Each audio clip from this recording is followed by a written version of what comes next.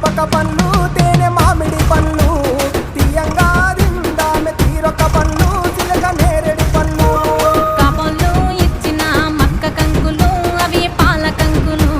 కాల్చుకొని తిందాము కందికాయలు పచ్చి పల్లికాయలు గుజారి గుజారి మామిళ్ళ కిందో నల్ల మామిళ్ళ కింద కుసుమరోళ్ళేసిన కుందన బొమ్మ అది కుందన బొమ్మ